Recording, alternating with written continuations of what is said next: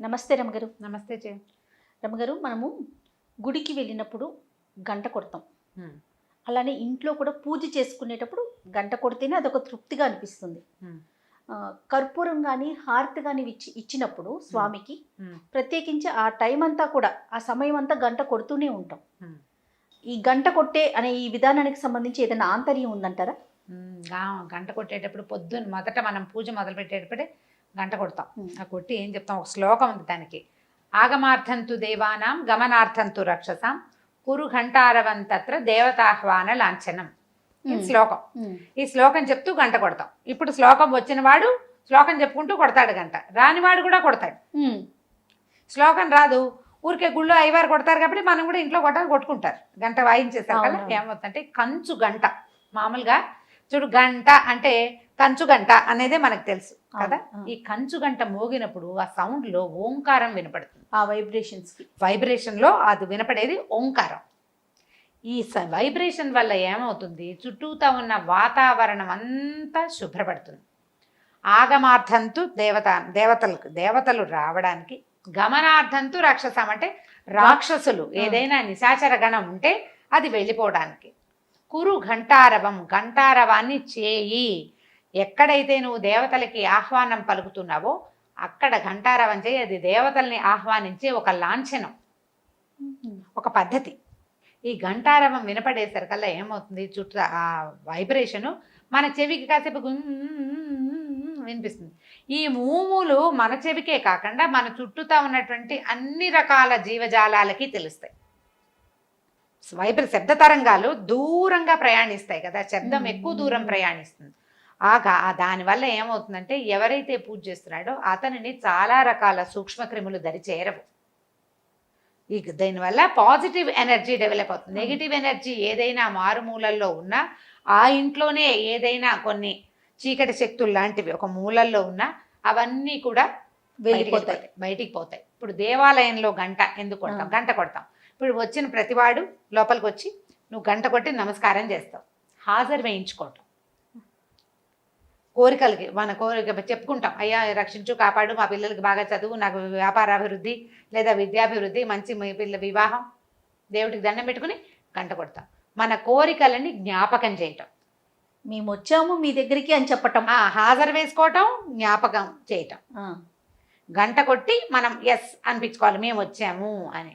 ప్రదక్షిణం ముందే వెళ్ళిపోయి టగడగా గంట కొట్టాం, ప్రదక్షిణం చేసి వస్తాం. ప్రదక్షిణం చేసి వచ్చి అయ్యవారిని చూస్తూ గంట కొట్టి ఒక నమస్కారం చేసుకుంటాం. వచ్చాను, ఎస్ నేను. హాజరు పట్టి వేయించుకోవద్దు. అవును, అందుకని గంట కొడతాం. తర్వాత హారతి ఇచ్చేటప్పుడు గంట కొడతాం. ఈ హారతి ఇచ్చేటప్పుడు ఏం చేస్తాము మనం? ఈ హారతి ఇచ్చేటప్పుడు ఏ ప్రతిమా స్వరూపం స్వామివారి ఎవరున్నారో, అమ్మవారు, అయ్యవారు, ఆంజనేయ స్వామి, వినాయకుడు, కుమారస్వామి, గంగానమ్మ తల్లి, అమ్మ తల్లులు కూడా చాలా మంది ఎన్ని రకాల దేవతా స్వరూపాల్లో ఉన్నాయి మనకి. ఈ హారతి ఇచ్చేటప్పుడు గంట ఎందుకు కొడతామంటే, ఈ స్వామికి హారతి ఇస్తున్నాం, మీరంతా కూడా ఏ దేవతలైతే ఈ చుట్టుపక్కల ఉన్నారో మీరందరికీ కూడా ఈ హారతి ఇస్తున్నామని చెప్పడం కోసం. దేవతాహ్వాన లాంఛనం కదా అది. వారందరికీ కూడా కనపడే ఈ ప్రతిమా రూపంలో ఉన్న అమ్మకో అయ్యకో అనే కాకుండా ముక్కోటి దేవతలకి, ఆ సమీపస్థులుగా ఉన్న ప్రతి దేవతా స్వరూపానికి, ప్రతి దైవశక్తికి హారతిస్తున్నామని చెప్పడం కోసం ఈ గంట మోగుతూనే ఉంటుంది. ఇది ఇలా ఇలా ఇలా ఇలా అంటుంటాం, ఈ చేయి తిరుగుతుంది, ఈ చేయి తిరుగుతుంది, ఇది ఇలా ఇలా అంటుంది. ఈ గంట మోగేసరికల్లా ఏమవుతుంది, వాళ్ళందరికీ కూడా హారతి ఇచ్చినట్టు. వాళ్ళందరినీ కూడా ఈ వెలుగులో మమ్మల్ని కరుణించండి, ఈ వెలుగులో మా ఎడ సుప్రసన్నులుగా ఉండని భగవత్ ప్రార్థన చేయటమే అందులో ఉన్న లక్ష్యం. రెండోది, గంట కొట్టేసరికల్ ఒక శ్రావ్యం అనేది పిచ్చిగా మోగదు. అది ఎట్లా ఉంటుంది? సుశ్రావ్యమైన స్వరం. అది లోపల ఉన్న చింతలు, భయాలు, బెంగలు అన్నీ వెళ్ళిపోతాయి. గుడిలోకి వెళ్ళేసరికి ఎలాంటి ప్రశాంతత వస్తుంది మనకి? సంతోషం వస్తుంది. అప్పటిదాకా ఉన్న చింత అవంతా అన్నీ పోతాయి.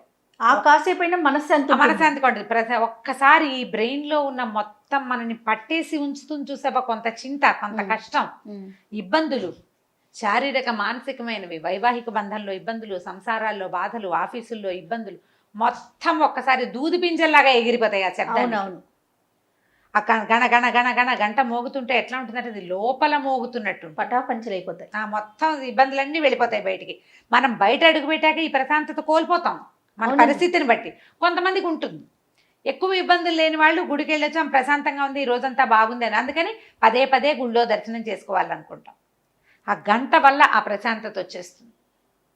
ఆ గంట, ఆ హారతి, దేవాలయంలో వచ్చేటువంటి ఆ లోపల ఉండేటువంటి చిత్రమైన సువాసనలు, తులసి పువ్వులు, కర్పూరము, వాటి యొక్క వాసనలు, దేవాలయపు వాసన ఒక డిఫరెంట్, అద్భుతం.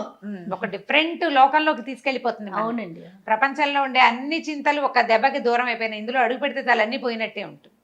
2 సార్లు వెళ్ళి మనకు తెలుసుకున్నాం అనుకో, మళ్ళీ మళ్ళీ అక్కడికి మనసు ఆకర్షితులం అటువైపు లాగుతుంది. లాగుతుంది. ఆ ప్రశాంతత కోసం. ఆ ప్రశాంతతకి చాలా పెద్ద స్వరం ఏంటంటే ఈ గంట. ఇప్పుడు కొంచెం కోవిడ్ సందర్భంలో కొట్టనివ్వట్లేదట.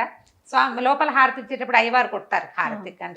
సాధారణంగా అయితే మనకి అయ్యవారు హారతి ఇస్తూ ఉంటే బయట ఉన్న భక్తులే గంట భక్తులు కూడా కొడుతూనే కొన్ని గంటల ఉంటాము. పైన కొడతారు. వాళ్ళ చేతిలో గంట వాళ్ళు కొట్టుకుంటారు, వాళ్ళు గంట కొడుతూ హారతి ఇస్తారు. వీళ్ళు ఇక్కడ బయట ఉన్న వాళ్ళు వీళ్ళు బయట కూడా గంట కొడుతుంటారు. గంట కొడతారు. అది ఏంటంటే ఒక సంతోషం, ఒక ఆనందం, భగవత్ సేవలో మనం కూడా భాగస్వాములం అవుతున్నామనే సంతోషంతో మనం గంట కొట్టాలనుకుంటాం. మనకి సౌత్ ఇండియా అంతా గంట కొడతాం చేయాలి. నార్త్ ఇండియాలో చప్పట్లు కొడతారు, చేతులు 2 పైకెత్తి శరణాగతి చెప్తారు. నువ్వు శరణ పొందావు, మేము నువ్వు నీదేనని. ద్వారకా ఆ వైపు వెళ్తే హారతి ఇచ్చేసరికి లహరో కృష్ణ అని వీళ్ళంతా ఏంటి బోలో కృష్ణ భగవాన్కి జయ జయ శ్రీకృష్ణ అంటారు. 2 చేతులు మొత్తం ఉన్న జనమంతా చేతులు పైకి చెప్పి ఎక్సర్సైజ్ చేసేటప్పుడు ఎట్లాగో ముందు చప్పట్లు కొడతారు, తర్వాత 2 చేతులు పైకి ఎత్తారు. మనకి శరణాగతి అంటే మనకి నమస్కారమే. అవును. గోవిందా గోవిందా అన్నా కూడా నోటితోటి ఎక్కువ ఉంటాం, కానీ 2 చేతులు నెత్తి మీద పెట్టుకుని చెయ్యం, తక్కువ చేస్తాం. నార్త్లో మాత్రం అసలు ద్వారకలో అయితే వెనకాలన్న వాళ్ళకి ఏమీ కనపడదు, చేతులు ఎత్తటమే శరణాగతి. నువ్వు తప్పిస్తే దిక్కు లేదు, మొత్తం మా తాలూకు ఆద్యంతాలు నీకు అంకితమైపోయాయని చెప్పటం అన్నమాట. ఆ గంట మనని అట్లా అందులోకి తీసుకెళ్తుంది, శరణాగతిలోకి. భగవంతుని శరణులో ఉన్నామన్న భావనని మనకు ఆ గంట శబ్దం కలిగిస్తుంది. అందుకని వేరు అందంగా ఉన్న గంటలు కొనుక్కుందాం అనుకోరు ఎవరైనా సరే. కంచు గంటే కొనాలనుకుంటారు. మళ్ళీ ఆ గంటకి చెప్తారు, దాంట్లో కొన్ని దేవతల ఇవి కూడా ఉంటాయంటారు. ఈ గంటలో ఆ గంట నాలుక ఏదైతే శబ్దానికి కదులుతుందో అది సరస్వతీదేవని, గంట యొక్క ముఖం బ్రహ్మని, గర్భం రుద్రుడని, ఆ పిడిలో నందీశ్వరుడు గరుత్మంతుడు ఉంటారని, తర్వాత గంట యొక్క కొసలో వాసుకి ఉంటారని అట్లా చెప్తారు. కొన్ని మన పురాణాల్లో అలా చెప్పబడుతుంది.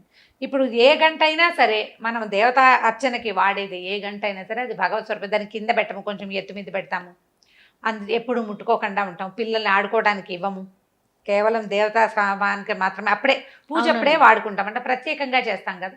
గంటను కూడా శుభ్రంగా జాగ్రత్తగా ఉంచుకోవాల్సిన వస్తువు, చక్కగా తోముకోవటం, దేవుడి దగ్గర పెట్టుకోవటం, ఒక శ్రద్ధ అంతే. దానివల్ల మనకు పాజిటివ్ ఎనర్జీ వస్తుంది, నెగిటివ్ ఎనర్జీ దూరం అవుతుంది. కాబట్టి దేవాలయంలో గంటలు అందుకు కొడతారు.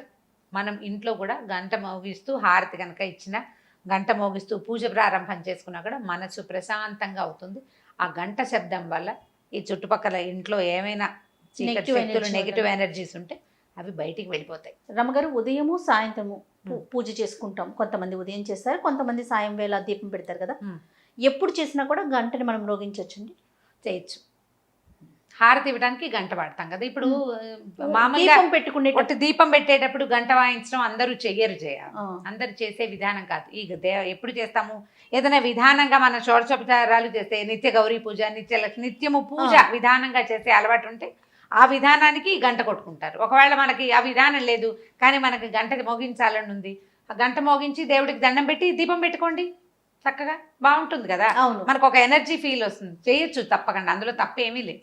నేను అలా చేస్తాను, అందుకనే అడుగుతున్నాను. సాయంత్రం పూట దీపం పెట్టే ముందు గంట మ్రోగించిన తర్వాతే దీపం పెడతా, అలవాటు మన పద్ధతి. అంటే మనకు అది నచ్చింది, అంతే, బాగుంది కదా, చేయొచ్చు తప్పకుండా, అందులో ఏమి తప్పు లేదు. హారతి ఇచ్చేటప్పుడు కూడా గంట మోగిస్తాము, ఎలాగూ గంట మోగించి హారతి ఇస్తాము. ఇలా దీపం పెట్టుకునే ముందు కూడా గంట మోగించి దండం పెట్టుకుని అప్పుడు దీపారాధన చేసుకోవచ్చు. రైట్ అమ్మ గారు, నమస్తే. నమస్తే.